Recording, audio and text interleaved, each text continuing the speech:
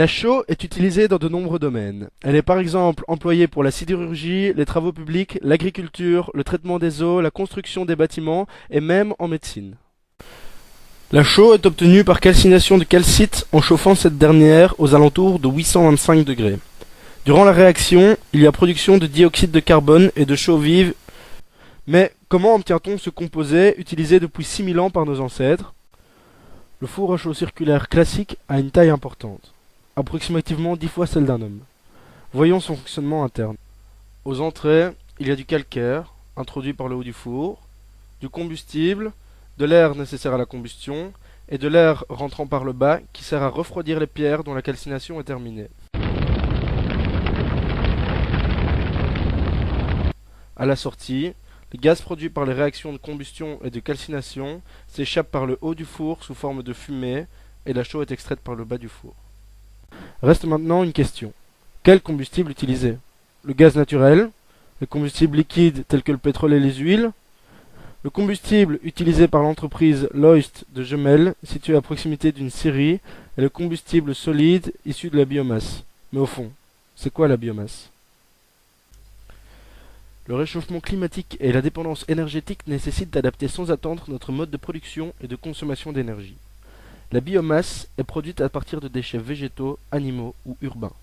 On l'appelle le géant qui dort, tant elle est l'énergie renouvelable probablement la plus importante pour notre futur. La biomasse, c'est donc la récupération de nos déchets en vue de les transformer en énergie, mais c'est aussi le principe du cycle du carbone. Le carbone et l'oxygène sont deux éléments indispensables à la vie. Ils sont naturellement présents dans l'atmosphère sous forme de gaz carbonique et d'oxygène gazeux. L'oxygène atmosphérique provient principalement des plantes vertes. Lorsqu'elles sont exposées à la lumière, les plantes vertes utilisent le gaz carbonique de l'atmosphère pour fabriquer de la matière vivante, et elles relâchent de l'oxygène dans l'air. C'est ce mécanisme que l'on appelle la photosynthèse. Lors de la combustion de la biomasse, le carbone fixé dans la matière vivante est aussi libéré dans l'atmosphère sous forme de gaz carbonique. Cet apport de gaz carbonique dans l'atmosphère est compensé par la photosynthèse et par la dissolution des gaz dans l'océan, ce qui forme ainsi un cycle empêchant le carbone de s'accumuler dans l'atmosphère. L'entreprise Loist de Jemelle utilise quant à elle un four de type Mars. Le four Mars est constitué de deux cheminées, une pour chauffer les pierres de calcaire et l'autre qui récupère la fumée et sa chaleur via une liaison entre les deux fours. Les pierres sont introduites dans le four par le haut, sont chauffées dans la partie centrale et, une fois cuites, sont récupérées dans la partie inférieure du four. Il est important de préciser que les pierres tombent dans les deux fours de façon continue et occupent la moitié de l'espace des deux fours. Le rôle des deux fours est alterné toutes les 12 minutes. La cuisson des pierres, chauffage et préchauffage compris, dure un total de 10 heures. Donc, pour simplifier les explications, on peut parler d'un four chaud et d'un four froid, le four chaud étant celui dont les brûleurs sont activés. De l'air rentre par le haut du four chaud. Cet air sert à la combustion de la biomasse. La fumée produite par la combustion est récupérée par le four froid, où la chaleur de cette même fumée est utilisée pour préchauffer les pierres.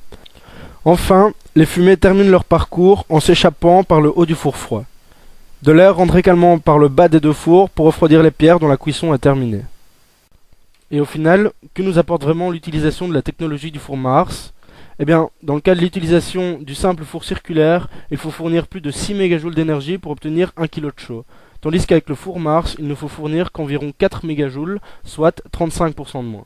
Ce qui représente une différence d'approximativement 2 mégajoules pour chaque kilo de chaux produite, ce qui est énorme. En effet, sachant qu'un simple four produit 100 tonnes de chaux par jour, il en faut 6 fonctionnant en parallèle pour arriver à la production journalière du four Mars.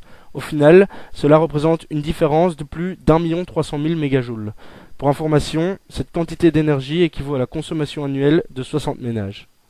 Et sur un an, on arrive à une quantité d'énergie équivalent à la consommation annuelle de 21 900 ménages.